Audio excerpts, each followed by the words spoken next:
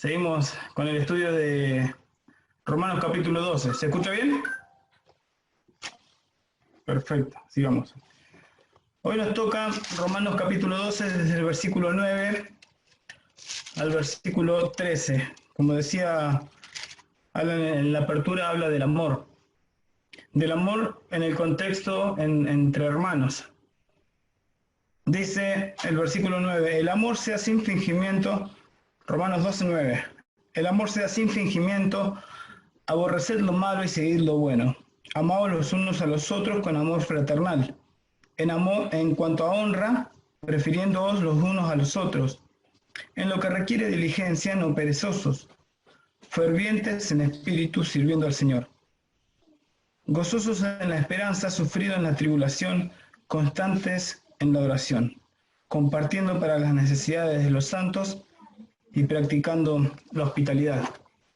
Muchos comentaristas dicen que Pablo podría haber terminado su carta a los romanos en el capítulo 11 y hubiera sido una buena carta teológica. Pero Dios no busca que seamos intelectuales de su gracia, sino que practiquemos su gracia. Por eso tenemos los capítulos desde el 12 al 16. Un hermano decía, no puede haber teología sin práctica, ni práctica sin teología. Van dos cosas de la mano, y viendo el libro de Hebreos, el autor de Hebreos hace lo mismo, habla de la teología y después habla de la parte práctica al final del capítulo. Por eso Pablo va desarrollando lo que es la gracia de Dios. ¿Sí? Todos pecadores, todos, ninguno se acercaba a Dios.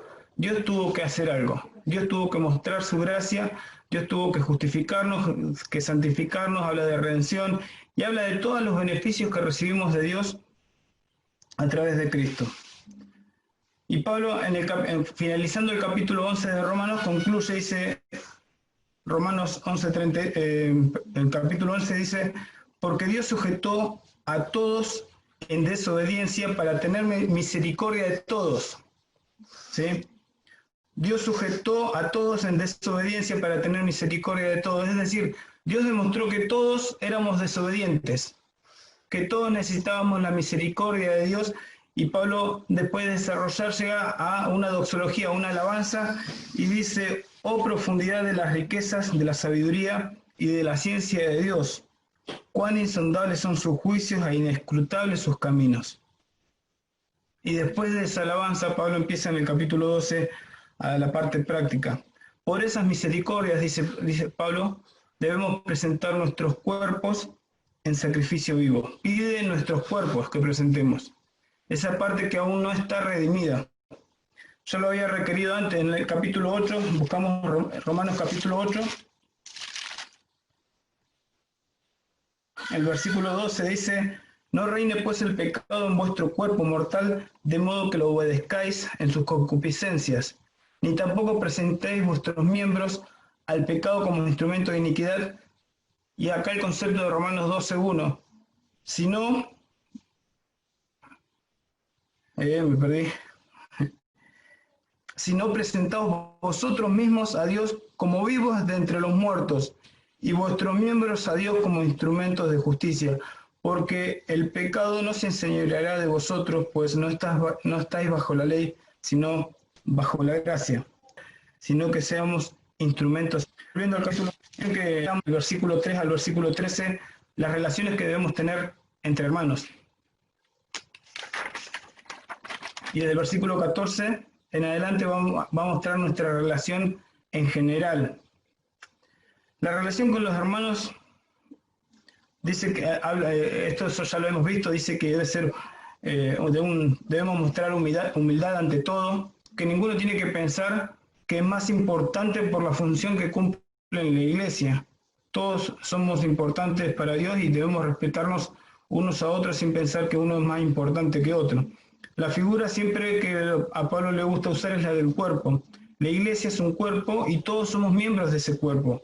En el cuerpo ningún miembro se jacta de que es más importante que el otro, sino que todos trabajan en conjunto para el desarrollo del cuerpo, para el crecimiento del cuerpo. Todos tenemos por lo menos un don, ¿sí? A cada uno de los que Dios puso en la iglesia, todos los que han creído a Cristo y están y forman parte de la iglesia, tenemos por lo menos un don o más. Y ese don lo usamos para servir al Señor, pero también para servir a los hermanos. Los dones no son simplemente para crecimiento de uno cuando lo practica, sino que es para bendición de los hermanos. Pedro decía en 1 Pedro 4:10, cada uno, según el don que ha recibido, ministrelo a los otros, póngalo en servicio a los otros, ¿sí?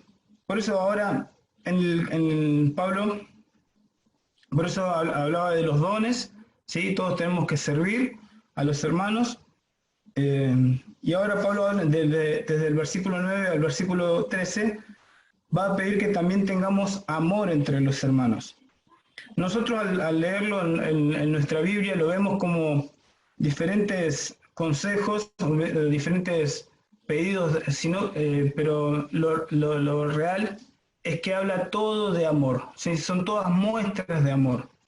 Así que no tenemos que verlo como cosas aisladas, sino que del 9 al 13 es toda una unidad, ¿sí? Va a hablar del amor y cómo podemos mostrar ese amor. Se nota que Tommy lo leyó porque él en su oración hablaba de estos versículos. El amor sea sin fingimiento, dice el versículo 9. Fingir es hacer algo o mostrar algo que en verdad no es, que no es verdad. En 1 Juan, capítulo 3, versículo 18, Juan dice, hijitos míos, no amemos de palabra ni de lengua, sino de hecho y en verdad. Es decir, que podemos fingir amar, y podemos decir te amo y ser solo de palabra. Pero esto no es lo que Dios nos pide a nosotros. Dios nos pide que sea sin fingimiento, que sea de hecho y que sea en verdad. Dios no nos mostró el amor así. Él no nos dijo, los amo. Sino como dice Romanos 5:8, más Dios muestra su amor para con nosotros, en que siendo aún pecadores, Cristo murió por nosotros. Dios mostró su amor. Y es ese mismo amor que nosotros tenemos que mostrar hacia nuestros hermanos. Santiago también llama a practicar el amor y no solamente a decirlo. Si algún hermano tiene alguna necesidad, ¿cómo no vamos a mostrar amor ayudando en lo que él necesita?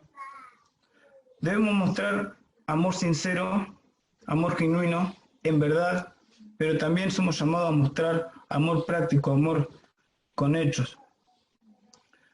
Muchas veces tenemos que dar palabras de ánimo, mostrar, aconsejar, escuchar, y así mostramos amor, pero también es importante los hechos. Es fundamental que el amor sea real, verdadero y no fingido. No tenemos que fingir el amor entre hermanos. Por eso la pregunta es, ¿amamos a los hermanos? Y acá no tenemos que entrar a analizar cada uno. ¿Amamos a los hermanos? Juan en sus epístolas habla de que una señal de que nacimos de nuevo, de que fuimos regenerados por Dios y somos hijos de Dios, es que amamos a los hermanos. Por eso es importante hacernos esta pregunta. ¿Amamos a los hermanos? Debemos lograr sentir ese amor, el bienestar hacia mi hermano, que mi hermano esté bien, que no tenga necesidades, que sean bendecidos. Y es Dios quien produce ese amor en nosotros. No es algo natural, no viene de nosotros. Es la obra de Dios en nosotros, más el fruto del Espíritu es amor, gozo, paz, paciencia y un montón de otras cualidades. Pero nace de la relación con Dios y de la obra de Dios en nosotros. El amor del mundo es totalmente distinto. Es como muestra Dios su amor. El hombre sin Dios ama por conveniencia, te amo porque te necesito. Dios nos ama sin que pudiera sacar algún provecho de nosotros. Nos ama sin tener algo deseable en nosotros. Él simplemente decidió amar y nos mostró su amor. El amor debe ser sin hipocresía, es lo que está diciendo. Ese sin fingimiento es la palabra sin hipocresía. Ese es el significado. Y ese amor nos va a llevar a aborrecer lo malo y a seguir lo bueno. Cuando nosotros queremos practicar el amor de Dios, vamos a aborrecer lo malo, lo que ofende a mi hermano, lo que debilita a mi hermano, y vamos a seguir lo bueno. La palabra seguir es el colado que es, se va a pegar lo bueno en nosotros, pero es la obra de Dios, es el amor de Dios obrando en nosotros. Muchas veces para nosotros es más fácil aborrecer lo malo o seguir lo bueno. Nos cuesta hacer las dos cosas. Pero cuando Dios está obrando en nosotros, Dios nos capacita para hacer todo esto. Amar sin fingimiento, aborrecer lo malo y seguir lo bueno. Sigue diciendo el versículo 10, amaos los unos a los otros con amor fraternal. Entre los hermanos, entre los cristianos no debe haber una actitud de distancia o una relación fría. Tiene que haber un afecto familiar. Debemos sentirnos como lo que es una familia. Tenemos que fomentar dentro de la iglesia lazos fuertes y profundos entre hermanos. Es verdad que podemos tener problemas, podemos enojarnos, pero el amor fraternal termina solucionando y sanando las diferencias. Y también el amor sí vuelve a unir lazos rotos. Eso es lo que tiene que pasar en la iglesia.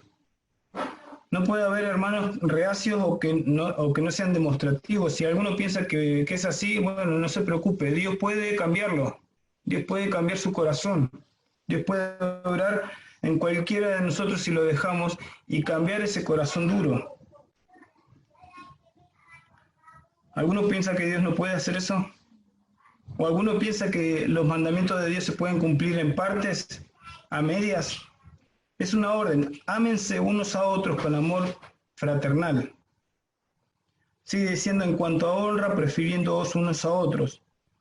Honrar es diferente de amar. Uno puede honrar a alguien que no ama. Pero Pablo no está diciendo, bueno, amen a todos y a los que no puedan amar, bueno, por lo menos honrenlo. No, no se trata de decidir, se trata de hacer las dos cosas. Amar y honrar. Honrar en la Biblia significa que tiene peso y que tiene importancia en tu vida. Entonces, el deseo que debemos tener es hacia mi hermano es que le vaya mejor que a mí. Prefiero que a él le vaya mejor que a mí, porque es importante para mí. Honrar es tratar a tu hermano demostrando con palabras, pero también con hechos, que él es digno de mejor servicio. Quizás no sea digno, pero Dios no te dice, bueno, amá y honrá a aquellos hermanos que se porten bien con vos. No. Dios nos llama a dar el primer paso, a sacrificar y a amar y a honrar a nuestros hermanos. Debemos tener cuidado también, en la Biblia encontramos advertencia de honrar a cierto grupo en la iglesia. Porque se corre este peligro muchas veces de honrar a algunos hermanos, quizás por raza, por nivel social, por educación o por edad. Muchas veces pasa eso en la iglesia, lamentablemente.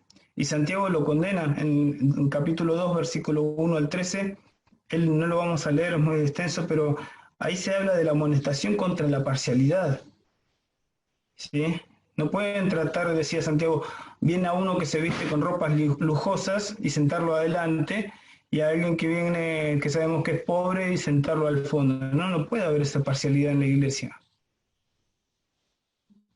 En cuanto a honra, prefiriendo los unos a los otros. El versículo 11 dice, en lo que requiere diligencia, no perezosos, fervientes en espíritu, sirviendo al Señor. En todos los aspectos somos llamados a ser diligentes en nuestra vida.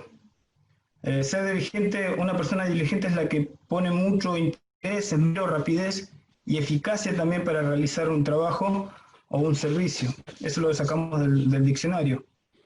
Pero tiene que ser una virtud en el creyente. Y muchas veces en la Biblia somos exhortados a no ser perezosos. Josué 22:5 le invito a buscar.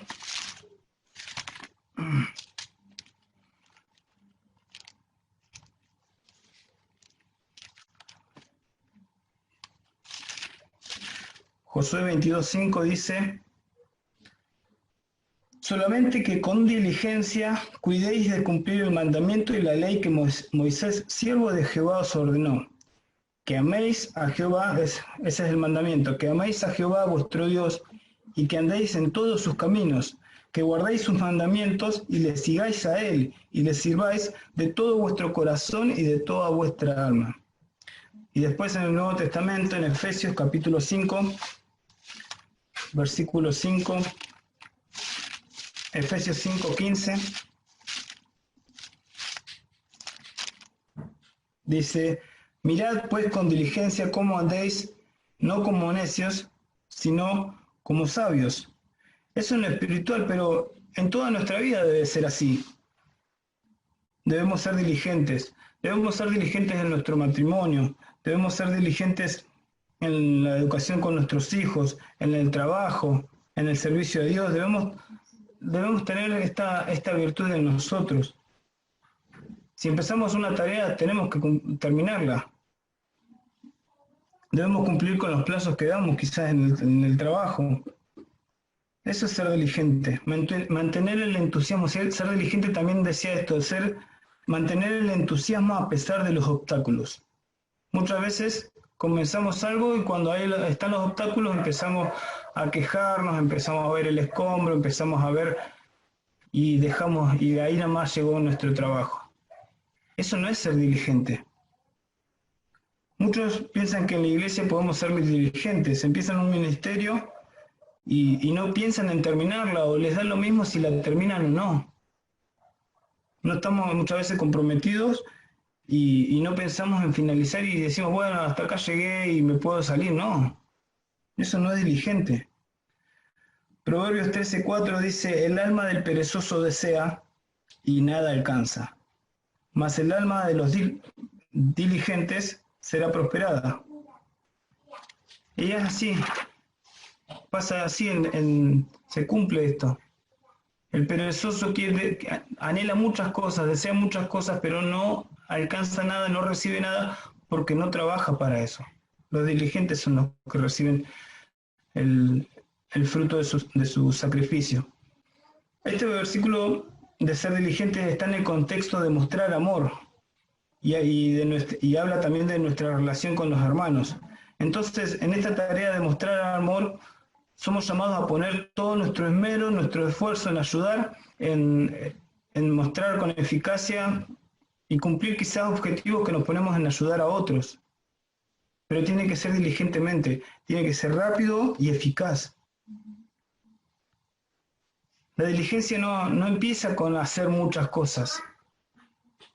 Ser diligente empieza con una actitud en el interior de un creyente que quiere mostrar, que quiere cumplir con Dios en primer lugar, ¿sí?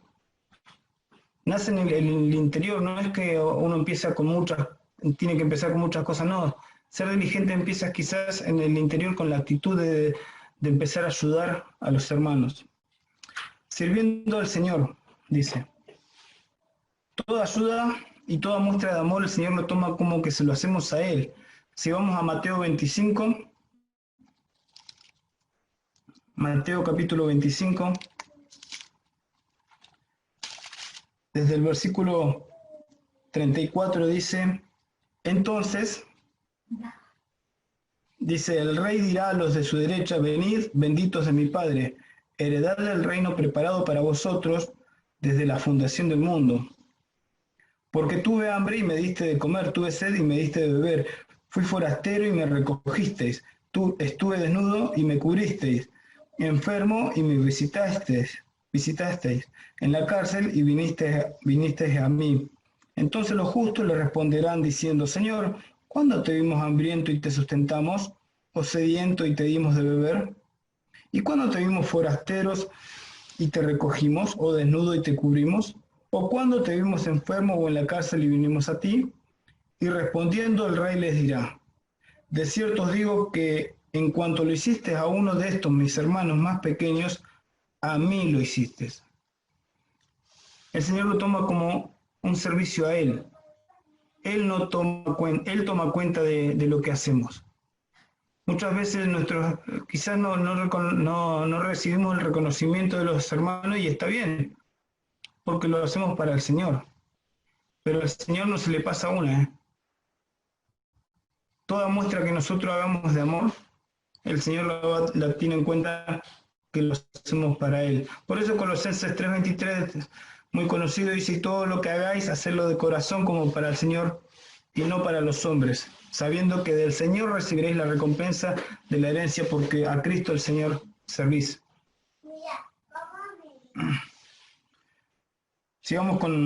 Volvamos a Romanos capítulo 12, seguimos con el versículo 12.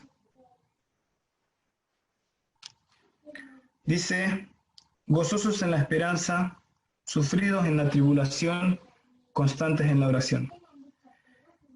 En el capítulo 5 de Romanos ya Pablo había dicho que nos gloriamos en la esperanza de la gloria de Dios, y también dijo que nos gloriamos también en las tribulaciones.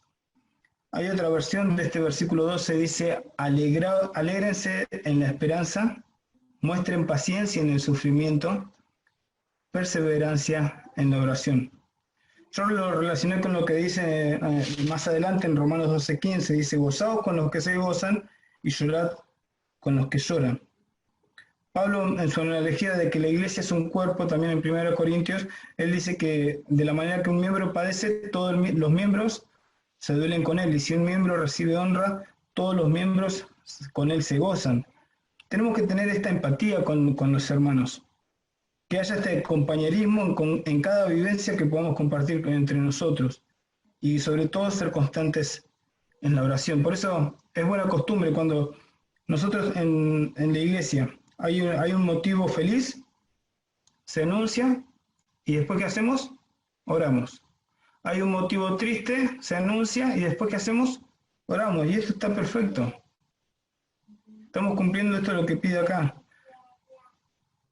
Debemos gozarnos juntos, aunque el único tema sea por los problemas, el único motivo que tengamos de gozarnos sea la esperanza futura.